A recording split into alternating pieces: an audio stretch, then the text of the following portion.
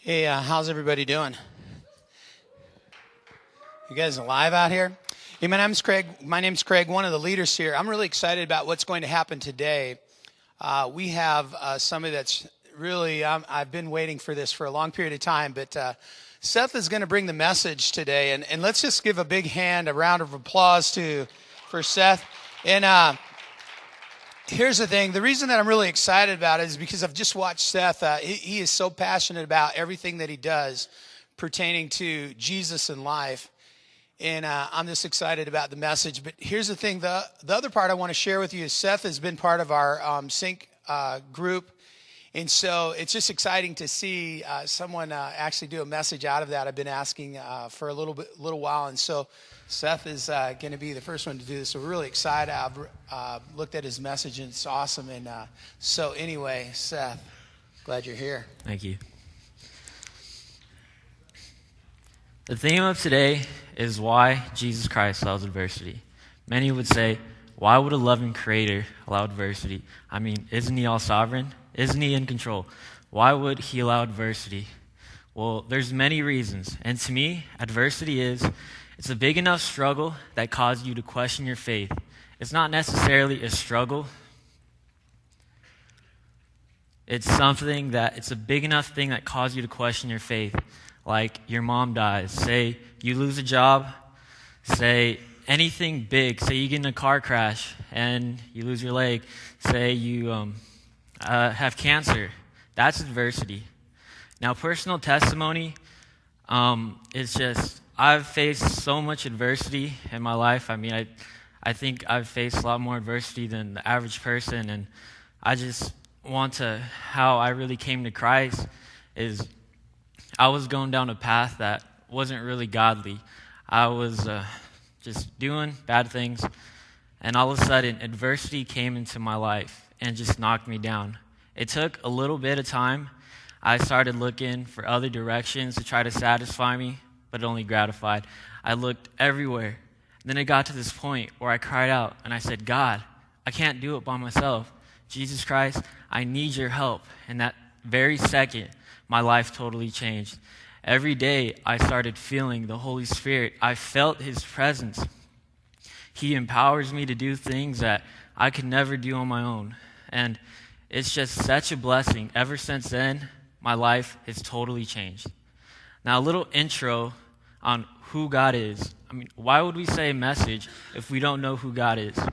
God is so huge. He's so powerful. He created everything in this world. God is just so... There's a verse in Revelation 1:13 through 17, and this just blows my mind. Among the lampstands, there was someone like a son of man, dressed in a robe reaching down his feet and with golden sash around his chest. The hair on his head was white like wool, as white as snow, and his eyes were like blazing fire. His feet were like bronze glowing in a furnace, and his voice was like the sound of rushing waters. In his right hand he held 7 stars, and coming out of his mouth was a sharp, double-edged sword. His face was like the sun shining in all its strength, and all its brilliance. When I saw him, I fell at his feet as though dead. Then he placed his right hand on me and said, "Do not be afraid. I am the first and the last." If that doesn't just give you chills, I don't know what will. Because that is just so huge. Look at all the ecosystems, how everything it coincides, just so marvelous and wonderful, and how all the ecosystems come together. It just screams a creator. There's 68 factors of how this world has to be. If it's the earth, if it wasn't tilted 15 degrees, if this wasn't this way, if the moon was too far, if the sun was too close. I mean, it screams a creator. Next, God's in control of the uncontrollable. You say, if you flip a coin, it's 100% for God. He says heads, he says tails. It might be 50% for us, but it's 100% for God. And I can back this claim up. I can. If you guys have ever played the game Deal or No Deal, it's basically a game where there's 27 boxes from 1 penny to $1 million. Every time you pick a box, it's either the 500,000, the penny, basically so on and so forth. Now, we were playing a game for government in my class, and basically what happens is he'll say, what are the first 10 amendments? And you say, the Bill of Rights. And you said, okay, pick a box. And you pick a box, it'd be from 1 penny to 1 million. Well, before any of this happened, God spoke to me clearly, and he said, you're going to get picked, and pick box number 14. Basically, what happened is while I was up there, all the boxes were picked, and at the very end, there was, I think, the $10 and the $1 million box.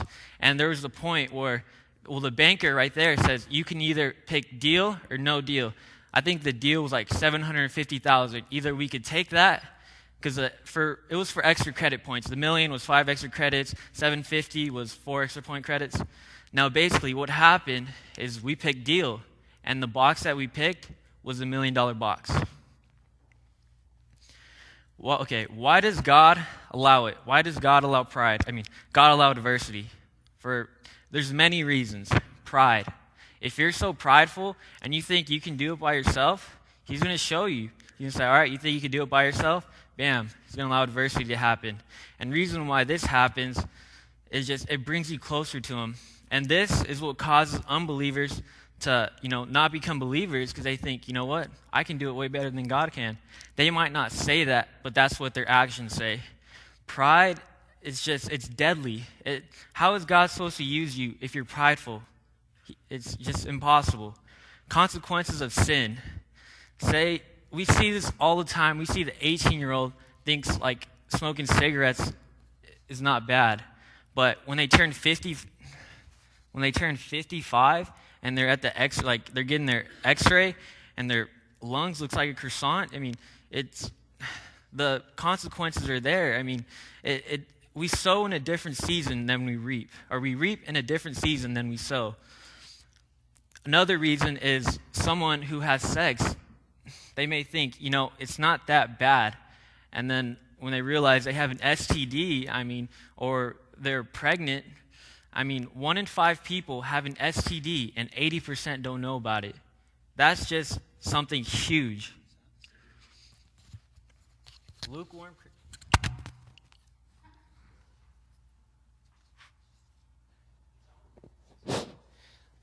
Christianity. This happens once you go through a struggle and you face something, and then it's right when, say God, get me through this disease. And then he gets you through it, and then you're like, you know what? I just got through it. I'm just going to coast. Lukewarm Christianity. This is why God allows adversity. He doesn't want that. He just wants you to be for him or against him. There's a verse in Revelations 3:16. It says, I'd rather you be hot or cold, but you being in the middle is basically displeasing. And the reason why he allows it is so that basically we can cling to him. Now, the next one is conforming you to his likeness and his image. Basically, when you're waiting for God, say the adversity hits and you're waiting for him. While you're waiting for him and being patient, he's transforming you along the way. He's forming you to habits that you should have. He's helping you to read the Bible, get people out of your life that he doesn't want in there, bringing people he wants in there. So while the burner is on, while this adversity is allowed, you're more likely to change because you want this gone, and God can make it be better. And do we know all the ways why God allows adversity? No, we don't. I wish we did, but we don't. His ways are higher than our ways, and we just have to admit that.